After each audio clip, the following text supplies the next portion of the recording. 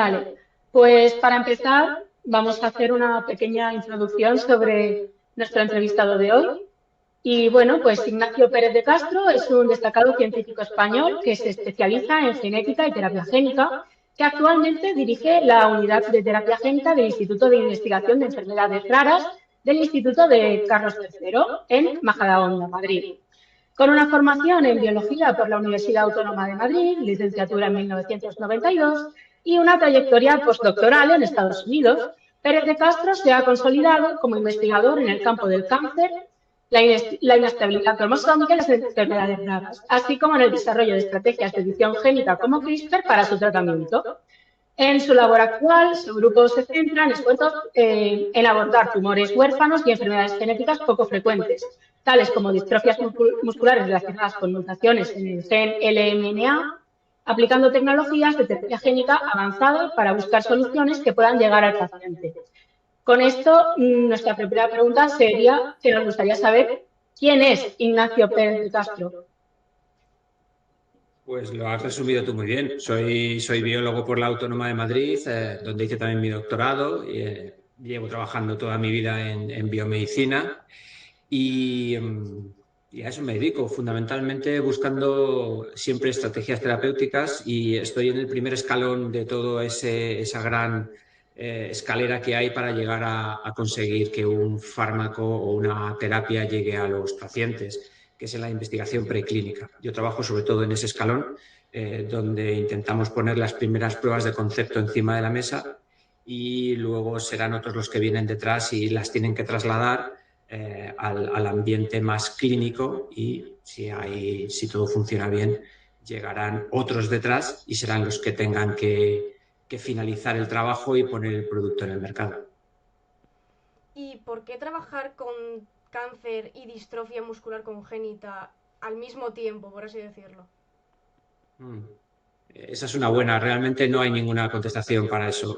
Cánceres que históricamente, desde que yo empecé a trabajar, desde que hice mi tesis y me ofrecieron distintos trabajos, pues yo busqué, originalmente estaba buscando terapia génica, pero en aquellos tiempos realmente no era un mundo que se favoreciese. Hubo una serie de experiencias clínicas que no salieron bien y realmente no había una inversión fuerte a nivel mundial en ese campo y por eso había pocos grupos y poca financiación para trabajar en ese campo.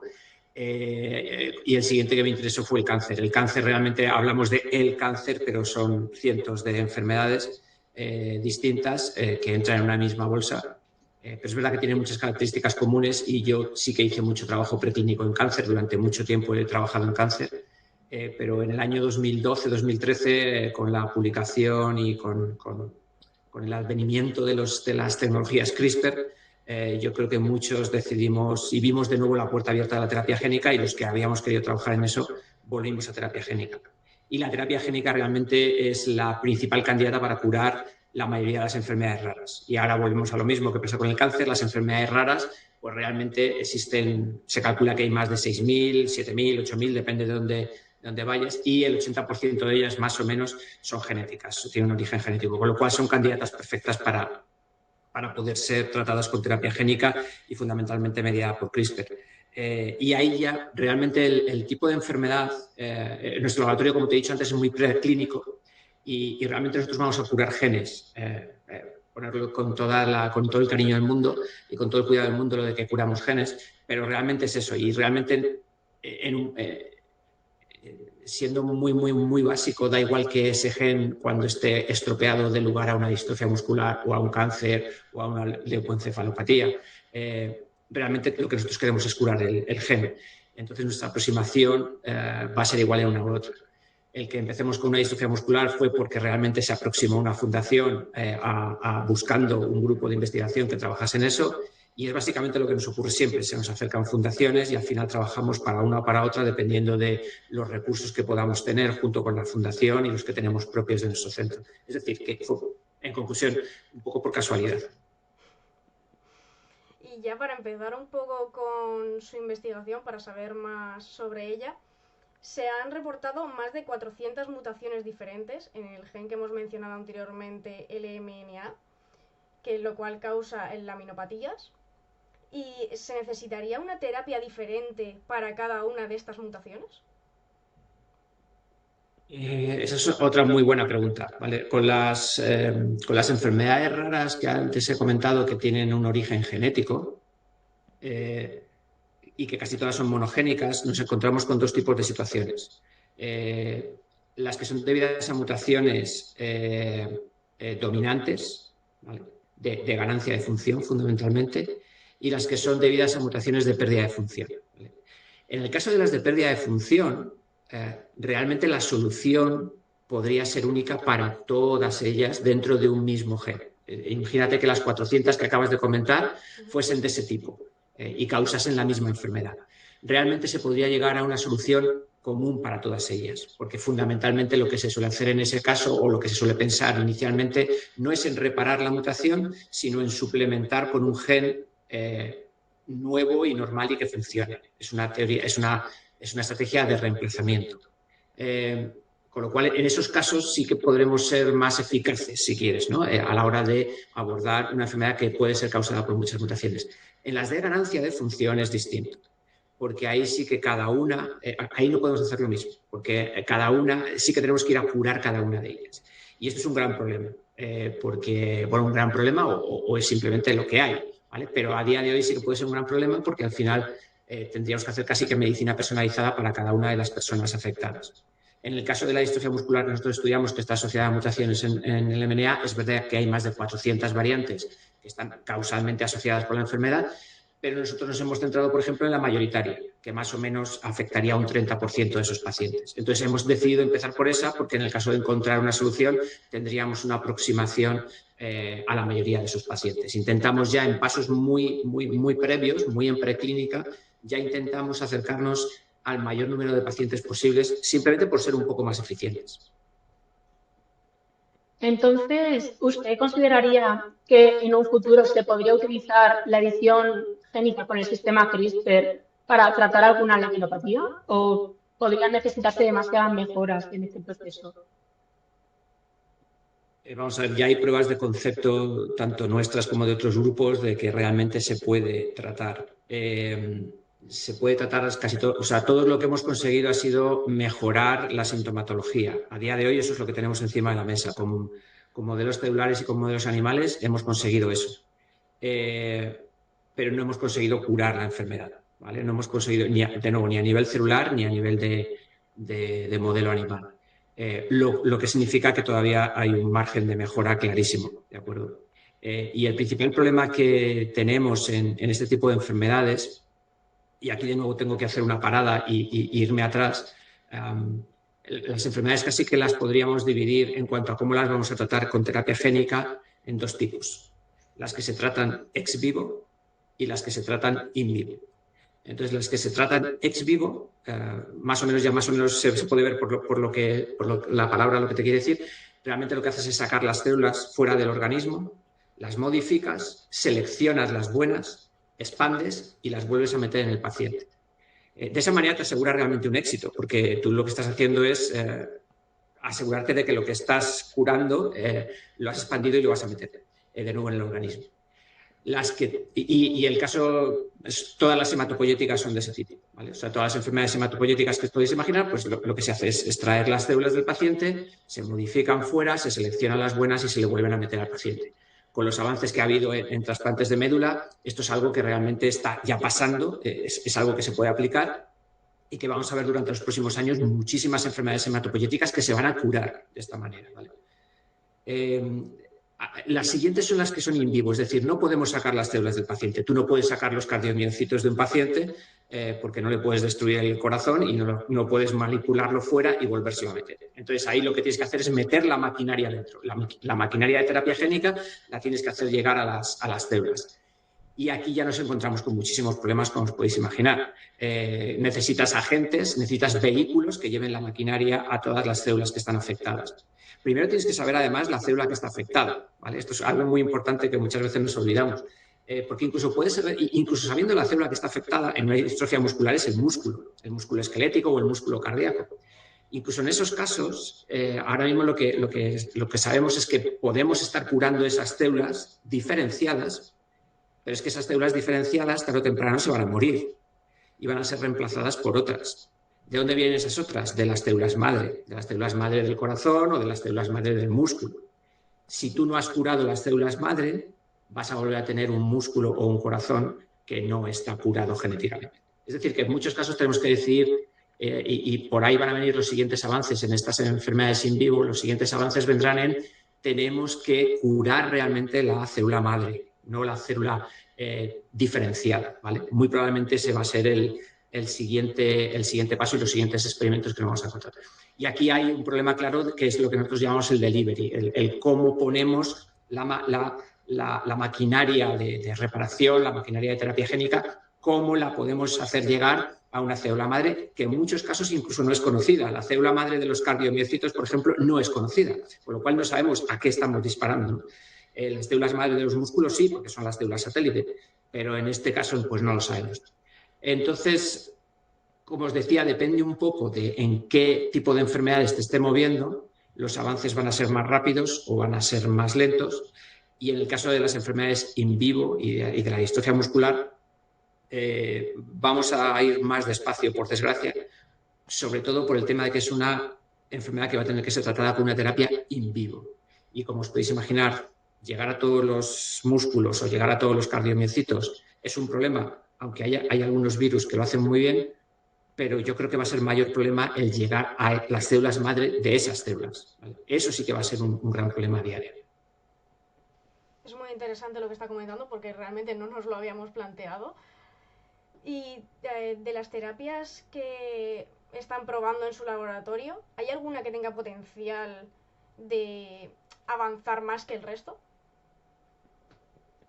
Pues mira, yo creo que el proyecto de la distrofia muscular que nosotros empezamos hace casi ya 10 años, yo creo que es un ejemplo muy bueno de cómo van pasando las cosas, ¿no? en este campo y poner el contexto de un pequeño laboratorio en España con 6 personas trabajando.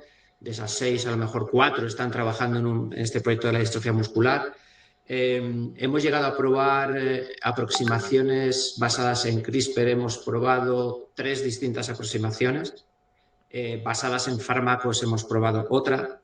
Hemos generado modelos celulares de ratón, hemos generado modelos celulares humanos, hemos generado iPS, hemos generado un modelo de ratón. Con todo eso, después de 9 años, casi 10, podemos decir que tenemos una que podría ser la favorita, pero cuando los padres de los pacientes nos preguntan cuál podría ser, yo sigo sin saber cuál recomendar. Y no solamente por nuestro trabajo, que es el que te acabo de comentar, sino por el trabajo de mucha otra, bueno, no mucha, porque son enfermedades raras y tampoco trabaja mucha gente, pero los otros grupos que trabajan a nivel internacional en el campo, incluso los más potentes que nuestro laboratorio, mucho mayores, etcétera, seguimos sin tener a día de hoy la terapia, ¿vale? Y a lo mejor nos hemos estado dedicando, pues eso, 5, 6, 7 grupos a nivel internacional a una enfermedad concreta que afecta a unos pocos miles de pacientes en el mundo, ¿vale? Y esta es la situación en la que estamos. Muy probablemente el gran cuello de botella es justo lo que comentaba hace un rato, es el delivery, el hacer llegar la maquinaria donde la tenemos que hacer llegar. No solo porque a lo mejor el delivery no es el más adecuado, sino porque probablemente, como os decía, no sabemos todavía cuál es la célula diana a la que tenemos que llegar. Antes os decía que teníamos que llegar a las células madre, pero eso es en el caso de que utilicemos virus. Es el típico sistema que se utiliza hoy en día. Los adenoasociados son la gran herramienta de entrega de este tipo de terapias, pero tienen el problema de que solamente se puede utilizar una vez, ¿vale? Porque en cuanto los utilizas una vez, el paciente va a generar una respuesta inmune, arma una respuesta inmune y está preparado para la siguiente infección. Al fin y al cabo son virus, ¿vale? Con lo cual, son terapias de un único disparo, que si no arreglas, esas son las que necesitan llegar a las células madre realmente. La otra alternativa es conseguir terapias que obviamente tienen que ser con una inmunogenicidad muy baja, que nos permitan un tratamiento crónico. En ese caso, sí que podríamos hacer varios tratamientos, mensuales, semanales, anuales, lo que fuese, y nos podríamos quedar simplemente en estar curando las células diferenciadas. No nos importaría que no estuviésemos curando las madres, porque como vamos a estar tratando constantemente al paciente con terapia génica, podríamos estar haciendo. De nuevo, esto es todo preclínico. O sea, no estoy hablando de esto, a lo mejor se lo cuentas a un tipo de una biotech y te dice que es una barbaridad, o a un experto en sanidad porque es una barbaridad, porque a lo mejor es carísimo, porque es un tratamiento tan largo, etcétera, etcétera, etcétera. Yo simplemente estoy en la parte más inicial donde surgen las ideas y este tipo de historias. Y ahí es donde y es por poner otra palabra que creo que habréis escuchado ya, que son las las nanopartículas, son las que juegan un papel muy importante, ¿vale? Las nanopartículas como elementos de vehicularización de este tipo de terapias. Y esto quizás también ahora está un poco, siempre ha estado ahí burbujeando. Han funcionado tremendamente bien para las enfermedades hepáticas, porque al final en el hígado termina todo, eso también es verdad, y está funcionando muy bien, y estas son la generación que vamos a ver ahora de enfermedades junto a las hematopoyéticas, las siguientes van a ser las hepáticas. Pero estamos varios que trabajamos en enfermedades más complejas, como son las musculares o las neurológicas. Estamos también ahora un poco empezando a ver que algunas nanopartículas sí que parece que funcionan bien en estos dos contextos, que hasta ahora eran bastante complejos. Y nos permitirían eso, nos permitirían hacer tratamientos más crónicos. Entonces, bajo su opinión, esta terapia que se está generando, que usted dice que es como la más favorita dentro de todas, aunque no supiera cuál recomendar, ¿considera que debería de administrarse lo antes posible, o una persona que tenga ya la distrofia desde hace tiempo podría acceder a ella también, aunque lleve años padeciéndolo? Esa es otra buenísima pregunta. Las habéis buscado muy bien. Esto es un tema complejo y aquí siempre me gusta sacar el mismo concepto, que es el concepto tiempo, ¿vale? El concepto tiempo, al menos en lo que estamos hablando ahora mismo, no es fijo. Yo no sé si esto tiene que ver con la teoría de la relatividad, pero desde luego no es fijo ni es el mismo para el paciente que para el investigador, que para el legislador, o sea, es totalmente distinto, ¿vale? Como te he dicho hace un rato, de las terapias que nosotros hemos probado, pues probablemente el editado de bases sea el que es una tecnología CRISPR 2.0, pues sería la favorita ahora mismo, la que casi todos los grupos diríamos que es la mejor para este tipo de enfermedades, pero incluso en modelos animales lo único que está haciendo es extender la vida a los animales un 20%, 30%, etc. Y en casi todos estos estudios preclínicos que se hacen, esta terapia, cuando los modelos animales recapitulan algunas de las cosas de los pacientes, pero no todo. Pero cuando se está administrando esta terapia, se está administrando casi que de forma preventiva, ¿vale? No curativa, que sería lo que va a pasar en los pacientes. Se está administrando cuando el animal tiene muy poquitos días de edad y en muchos casos todavía no tiene sintomatología. Y en esos casos que os acabo de contar estamos hablando de un 20 o un 30%, ¿vale?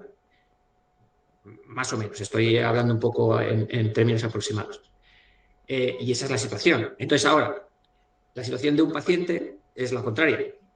Nosotros no le vamos a tratar preventivamente porque ya tiene la enfermedad, ya tiene la sintomatología y no sabemos, hay pocos estudios en los que se esté haciendo justo eso, ¿vale? Que se esté tratando un animal más adulto y que se esté mirando eso. Nosotros hemos hecho algún estudio preliminar y las noticias no son muy buenas.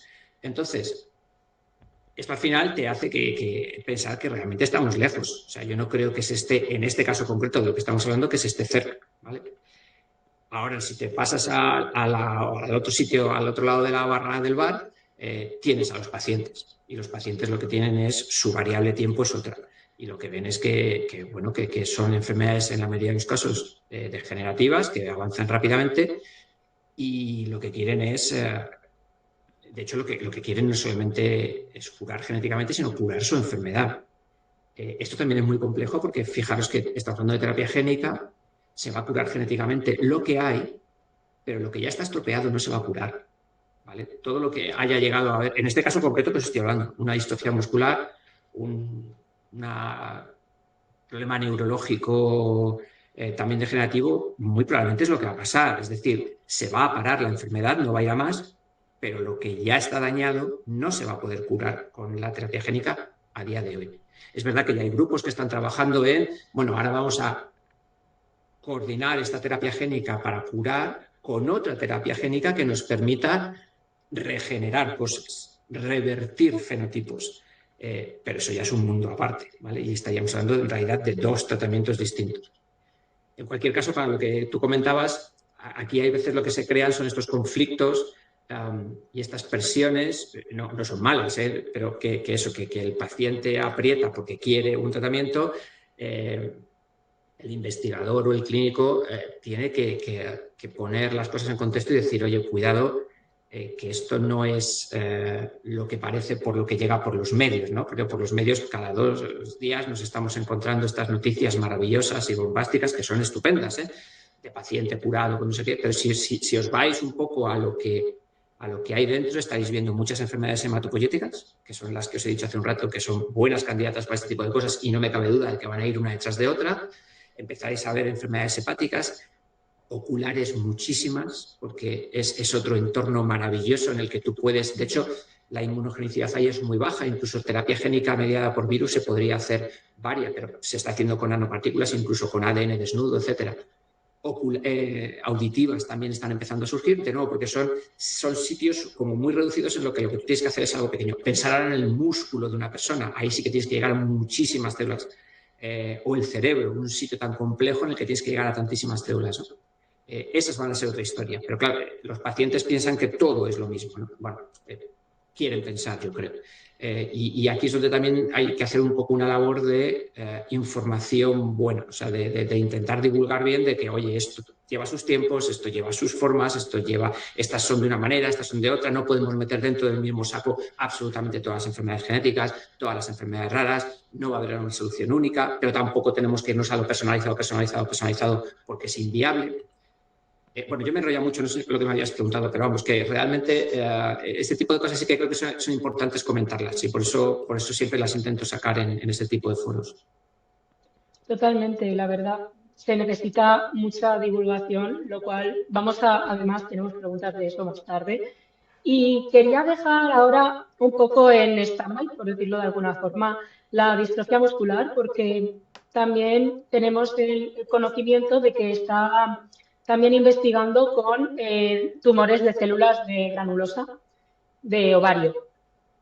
Sobre todo en adultos me consta y queríamos preguntar en este tipo de casos, como por ejemplo, porque nuestros seguidores y tal no son conscientes de cómo, por ejemplo, CRISPR-Cas puede distinguir entre el alelo mutado y el alelo silvestre. ¿Y habría alguna posibilidad de que CRISPR pudiera deleccionar o modificar una parte de un gen que no sea la diana terapéutica, pero que tuviera una secuencia? Sí, vamos a ver cómo explico. La tecnología CRISPR es una tecnología, además, que tiene muchos orígenes españoles, como probablemente sabéis, que fue descubierto originalmente y, de hecho, el acrónimo CRISPR fue instaurado por un investigador español, Francis Mójica, trabajando hace muchísimo tiempo en investigación básica, que esto es otra cosa que también me gusta decir aquí, ¿no? Que él trabajaba con unas bacterias que había en las playas de Santa Pola.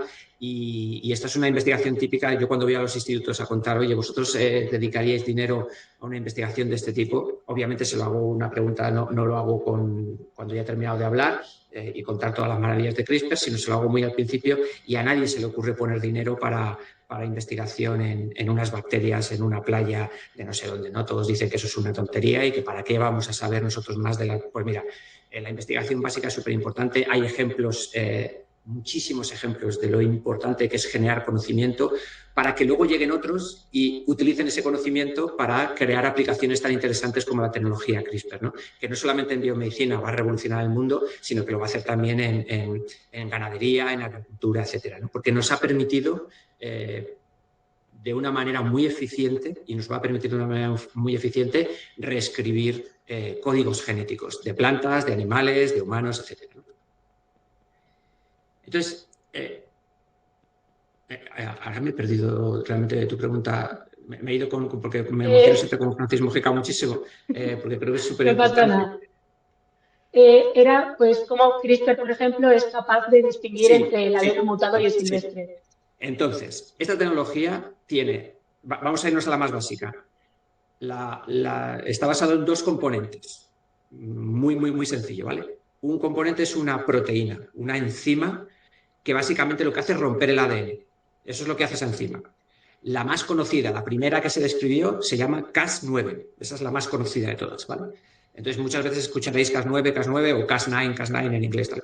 Entonces, esta es la que se describió al principio. Y realmente su función es romper ADN. Pero claro, para romper ADN tiene que estar pegada al ADN. De hecho, ella como trabaja es abriendo el ADN, la doble cadena de ADN, la va abriendo, la va abriendo, la va abriendo, va caminando sobre el ADN y en un momento dado corta. Vale, este camino sobre el ADN lo hace acompañado de una pequeña molécula de ARN, ¿vale? Una pequeñita molécula de ARN que está unida a esta enzima. Pero hay un trocito que no está unido, que son unos 20 nucleótidos, que son los que van caminando sobre el ADN que va abriendo. ¿Vale? Esos 20 nucleótidos, 20 piececitas de ADN, en este caso de ARN, van caminando. Entonces, sabéis que los nucleótidos y el ADN hay complementariedad entre los 4 nucleótidos que existen, ¿vale? Adenina con timina y guanina con citosina. Bueno, pues cuando los 20 nucleótidos de ese ARN que va caminando sobre el ADN son exactamente complementarios a los otros 20 nucleótidos que hay en la molécula de ADN, en ese momento, esos puentes de hidrógeno que se generan entre las bases hacen que toda esa Cas9 que va caminando se pare, porque acabamos de encontrar un equilibrio entre la molécula de ARN y la molécula de DNA. Y se va a parar. Esa enzima que iba abriendo el ADN, de repente, ¡pum!, se para. Y eso da tiempo a que se active su actividad endonucleasa. Tiene tiempo para activarse y romper el ADN. Cuando no hay una complementariedad de 20 nucleótidos, hay veces que se para un poquito, porque imagínate que hay una complementariedad de 19 nucleótidos. Pues se van a crear 19 puentes y eso va a hacer frenar a la maquinaria, pero no es tiempo suficiente para que corte. Ni con 18, ni con 17, ni con 16, ni con 15. Estoy generalizando muchísimo, que como me escuche algún experto me va a matar, pero estoy generalizando muchísimo, ¿vale? El caso es que esto lo que te asegura es que realmente solamente va a cortar el ADN cuando la complementariedad es perfecta. ¿Vale? Aún así, y por eso iba tu pregunta, me imagino, hay casos en los que también puede cortar el ADN en otros sitios. Bien porque se encuentren los mismos 20 nucleótidos, que puede ocurrir que esos 20 nucleótidos exactos estén en otro sitio, o bien porque no sea perfecto y el match y la situación en la que esté con 19 valga o con 18 valga. Se va a crear el suficiente tiempo porque el entorno del ADN ahí es muy constreñido, lo que sea, por la cuestión que sea, pero va a romper el ADN en un sitio que nosotros no queremos que rompa el ADN. Esos son los famosos off-targets. Las roturas de ADN que se provocan fuera del sitio en el que tú quieres romper el ADN, ¿vale?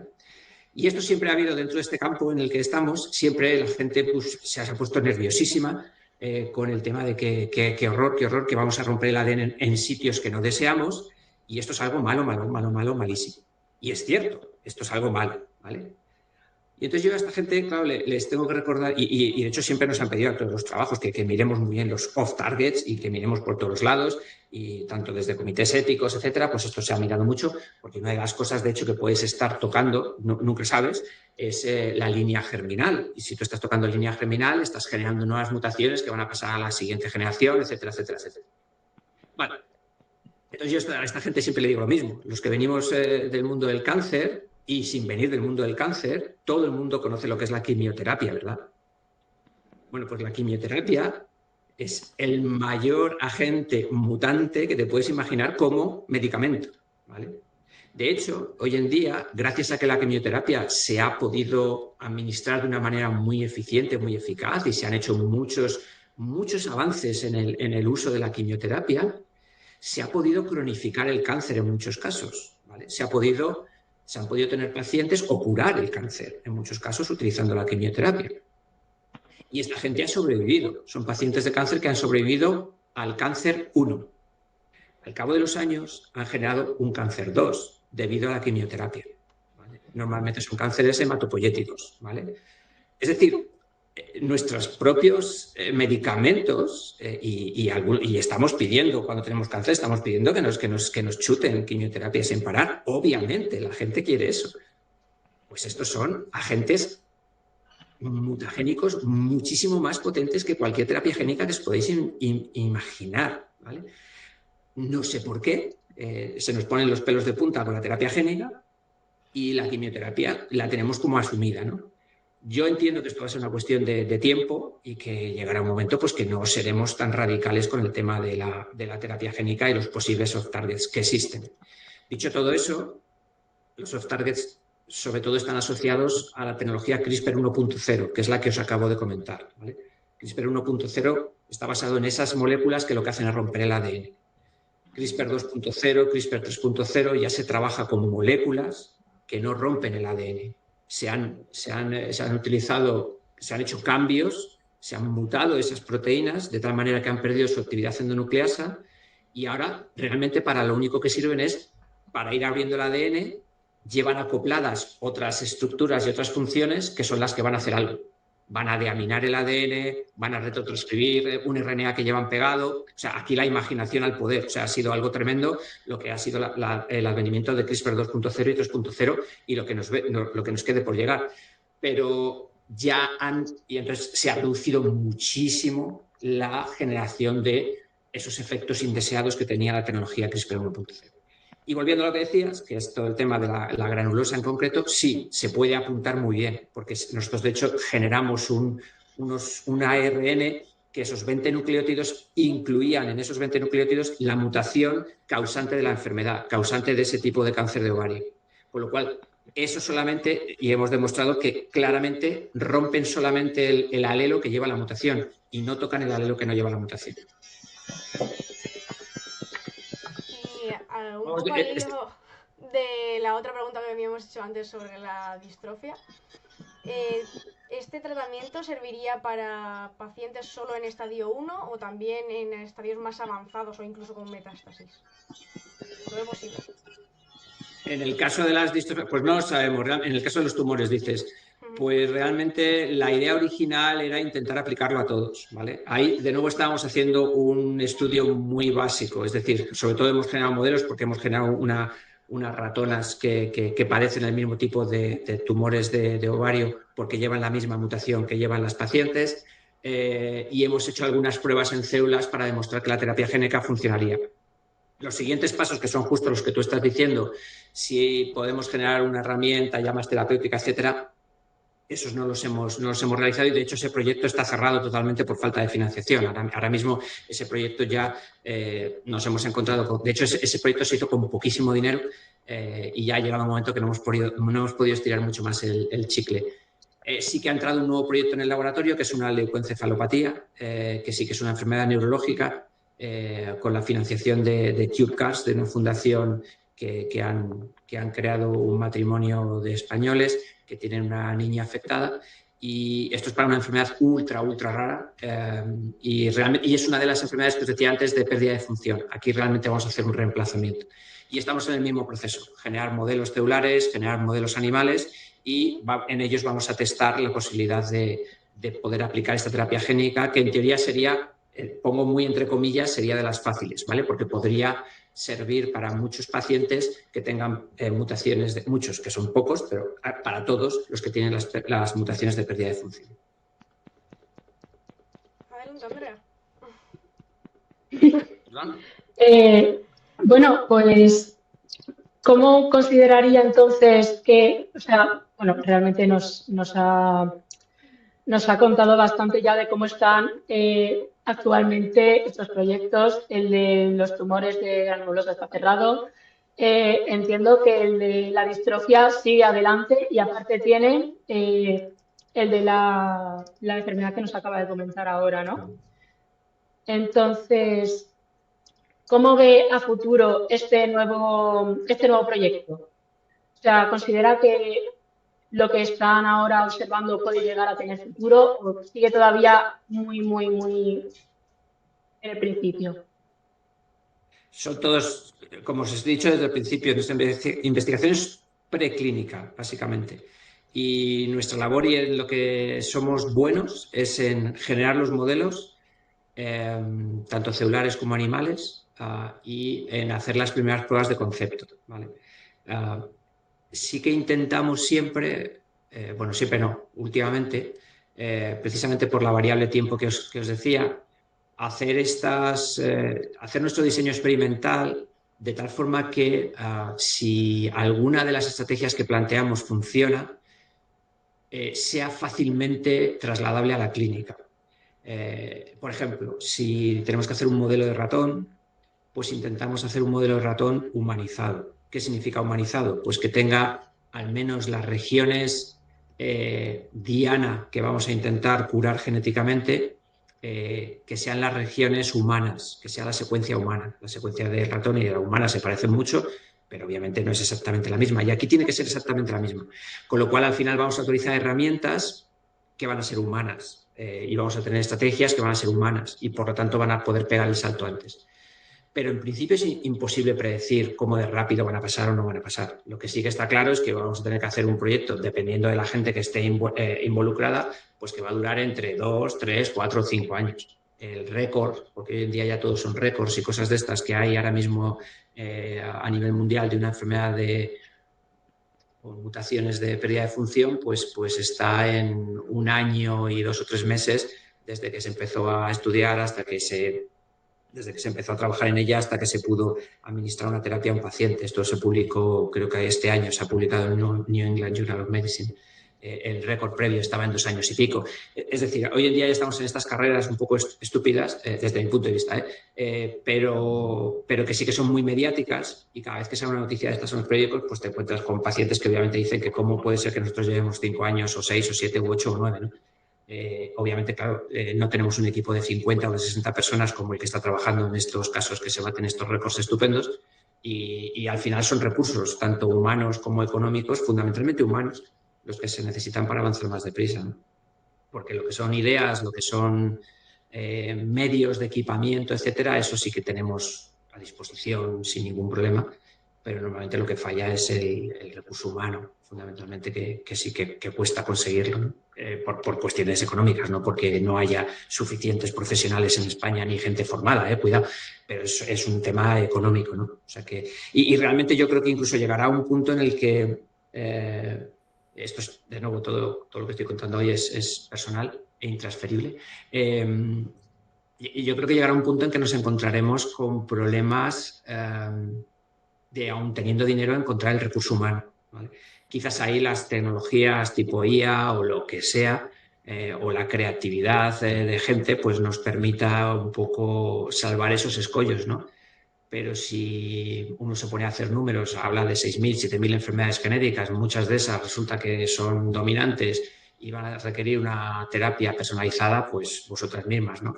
Realmente no creo que haga falta explicarlo mucho más, pues es que no se va a dar abasto, básicamente. Hay soluciones que sí que son comunes, como las del delivery, por ejemplo, para todas las neurológicas, las puedes a lo mejor meter en un mismo saco, algunas problemáticas, por ejemplo, el pasar la barrera hematoencefálica, hay algunas problemáticas que sí que son comunes para muchas enfermedades, ¿no? Pero aún así va a llegar un momento que a nivel genético pues sí que va a ser personalizado puro y duro.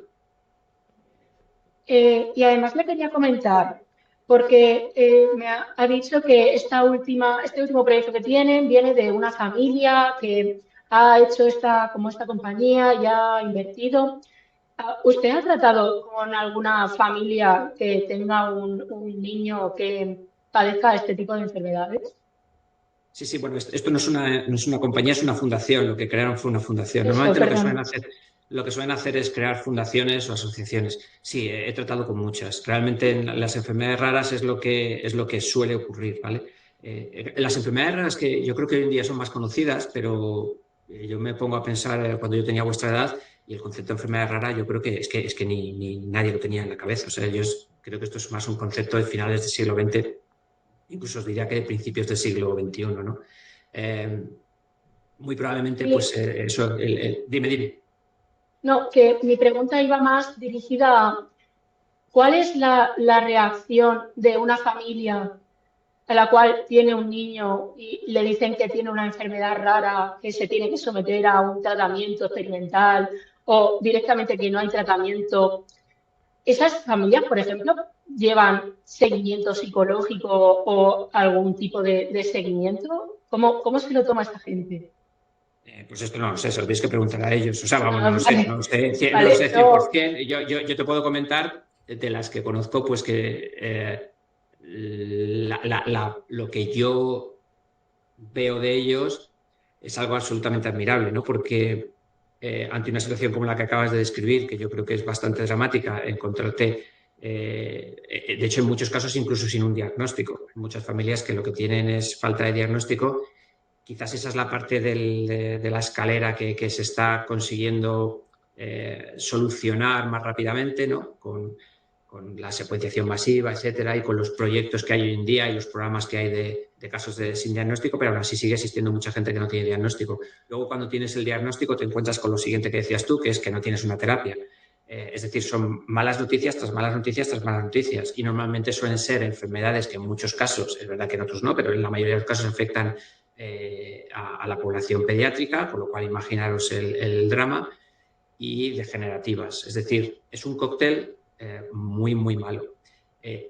Cuando se encuentran también con mucha falta de información, no hay nodos o no hay sitios a los que acudir o les cuesta mucho. Al final es ir llamando a puertas, a puertas, a puertas. No saben si llamar a puertas de investigadores, de médicos, de políticos, no saben muy bien dónde acudir. Entonces van tocando todas las puertas que pueden tocar.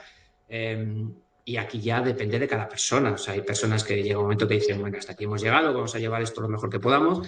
Hay otros que van un paso que a mí me parece alucinante más allá y dicen, bueno, pues ahora como realmente esto desde la sociedad o desde los gobiernos se está moviendo, pero a un ritmo quizás que no es el deseado, porque realmente es que yo os lo digo que es imposible, no, yo lo veo imposible que se pueda abarcar todo lo que hay, pues deciden apretar ellos y deciden, pues vamos a crear nosotros ese empujón, ¿no? Y entonces crean estas fundaciones, recolectan dinero y se ponen en contacto con grupos y nos dicen, ¿qué necesitáis para que se abra un proyecto tal? Y normalmente lo que os acabo de decir, pues se necesitan fundamentalmente recursos humanos y las financiaciones normalmente se utilizan en eso, ¿no?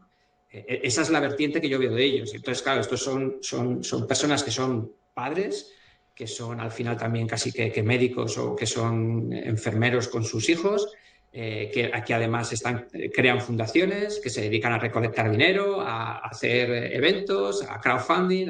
Es algo absolutamente increíble la vida de esta gente, ¿no? O sea, que es espectacular. O sea, realmente no tengo palabras. Entonces yo entiendo que psicológicamente esta gente debe estar súper bien dotada y con un melón tremendo para tener esta voluntad, ¿no?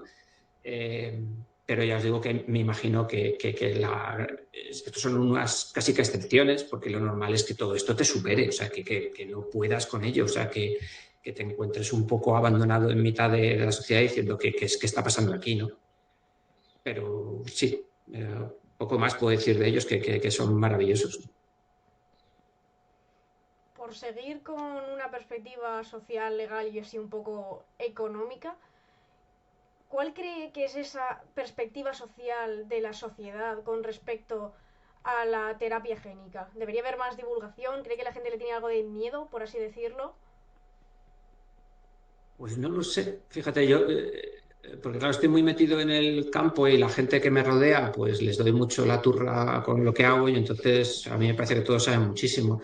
Es verdad que quizás la gran piedra de toque que yo tengo para saber cómo anda esto son los institutos de educación secundaria, que de vez en cuando voy a dar alguna charla divulgativa y tal, y ahí aprovecho para hacer una encuesta un poco informal al principio e intentar ver eh, cómo andan, ¿no?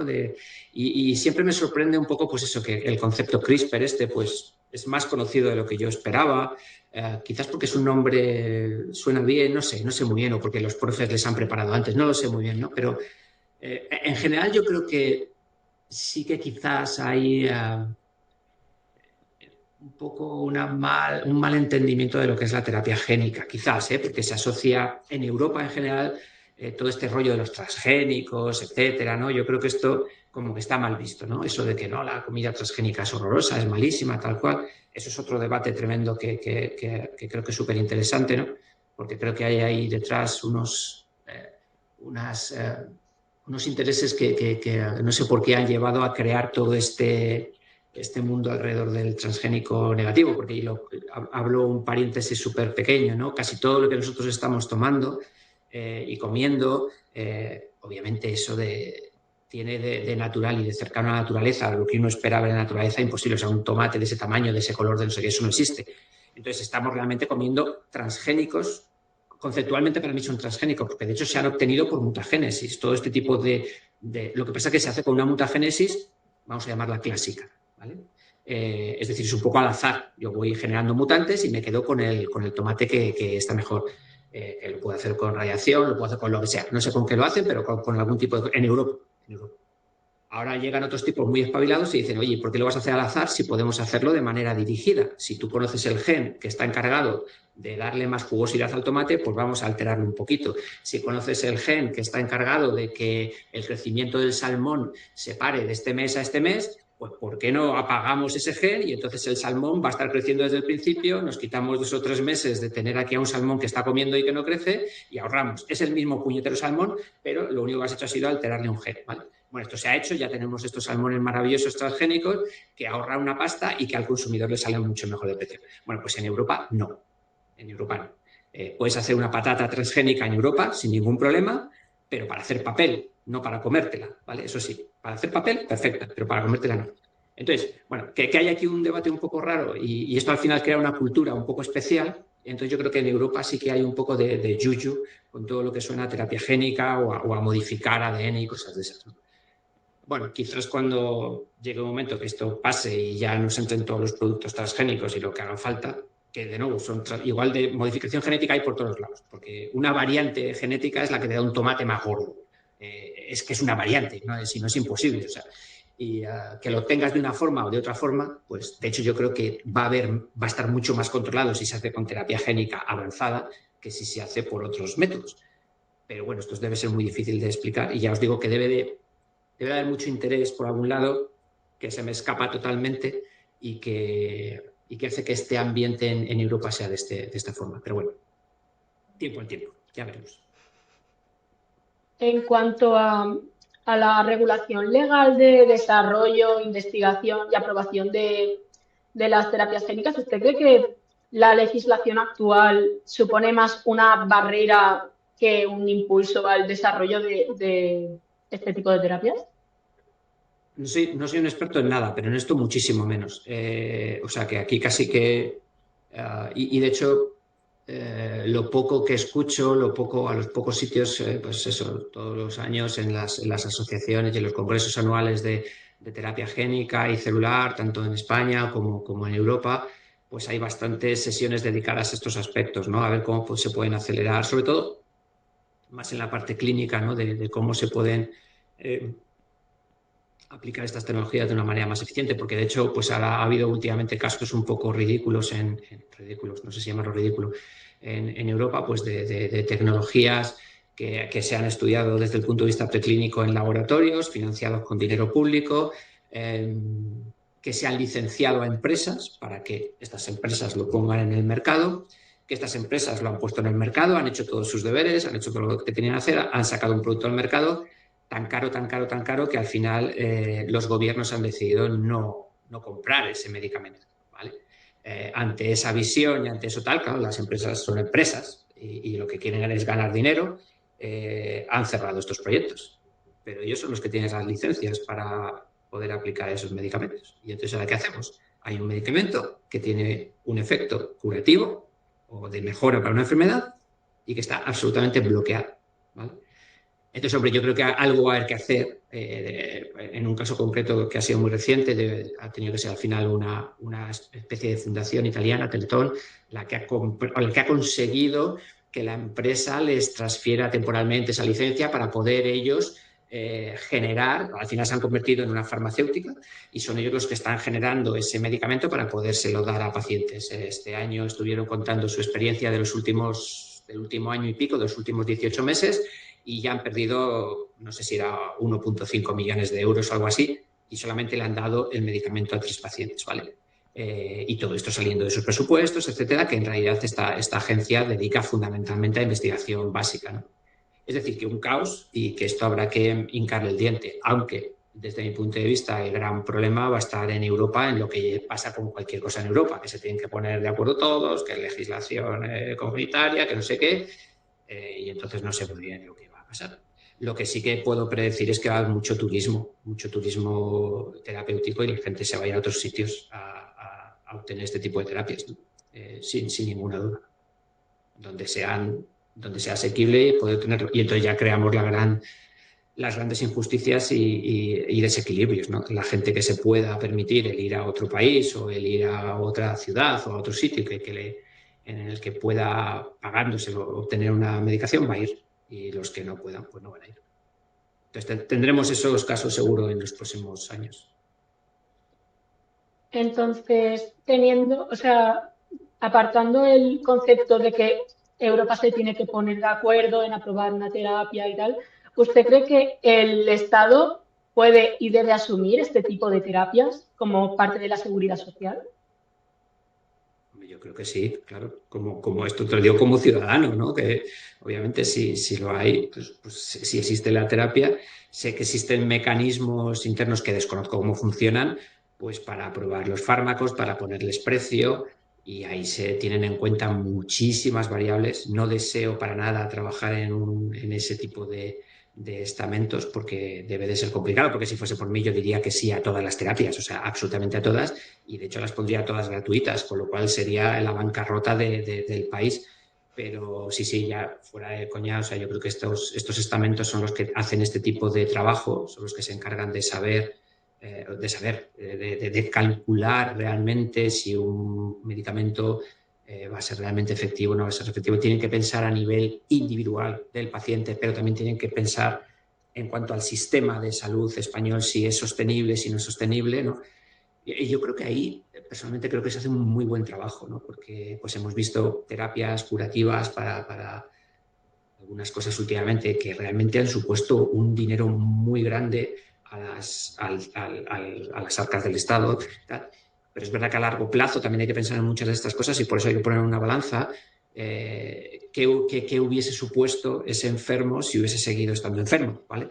Entonces, claro, ya estamos haciendo cálculos a futuro de lo que... Y entonces, al final, si compensa pues, económicamente, pues asumo que este tipo de fármacos se aprueban y ahí es donde se tiene que negociar también con qué precio, porque el precio que se paga para un fármaco determinado en España, pues a lo mejor no va a ser el mismo que se paga en Italia o en Alemania, en UK o en Estados Unidos. Y ahí yo creo que se está haciendo un buen trabajo. Por lo poco que conozco, que de nuevo no soy experto en el campo, ahí tendréis que entrevistar a alguien que sí que sepa de ese tipo de cosas, pero lo que me llega, pues funciona bien. Y como hemos estado diciendo a lo largo, yo creo que de toda la entrevista, las terapias génicas son caras, cuestan mucho dinero. ¿Y cree que en un futuro estos precios bajarán? ¿Con algún avance técnico? Yo no he dicho durante toda la charla que las terapias sean caras, ¿eh? Yo no sé si lo he dicho, todo eso me retraigo porque yo creo que no lo he dicho, ¿vale? Porque de hecho eso es algo que se da por hecho y no estoy de acuerdo, ¿vale? Entonces, porque, claro, no sé poner ejemplos encima de la mesa, ¿no? Pero de nuevo, imaginaos que llegase el caso de una terapia, sí, vamos a poner un ejemplo, ¿no? Un CAR-T, que es medio terapia génica y celular, ¿no? Un CAR-T, pues a lo mejor los que estamos produciendo y consumiendo en España, puede estar en torno a 100.000 euros.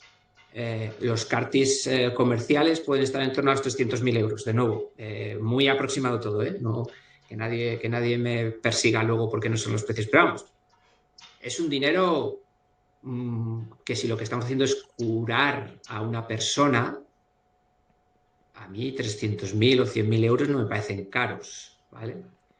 No me parece un elevado, o sea, estamos hablando de una persona a lo mejor que tiene un cáncer y que le puede causar la muerte. No me parece caro, ¿no? Entonces, de hecho, muchas de estas medicaciones, yo no sé si esto es un mito o no, pero muchas de estas medicaciones, los precios, las empresas los ponen preguntando a los pacientes, ¿cuánto pagarías tú? En lugar de haciendo un cálculo real de lo que les ha costado, asumo que esto también se haga, obviamente, ¿no?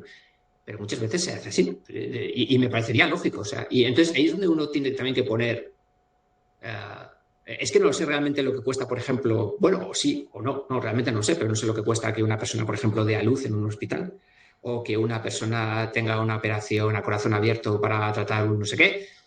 No lo sé, lo mismo de repente empezamos a preguntar esos precios, los precios de verdad, lo que te cuesta todo lo que es tener un quirófano funcionando, no sé, y luego a lo mejor te encuentras con que hay cosas por ahí que estamos dando como que son normales y como son gratis, porque tú al final no pagas, ¿no? Tú perteneces a unas, todos tenemos en España el derecho a la sanidad, etcétera, y no vemos el precio de eso. Pero a lo mejor una intervención quirúrgica un poco complicada estamos hablando de cientos de miles de euros también, ¿vale?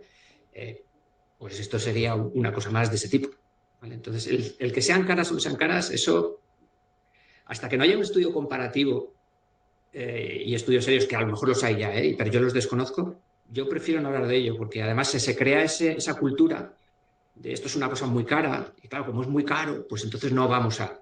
Bueno, no estoy de acuerdo. Pues muchísimas gracias, la verdad.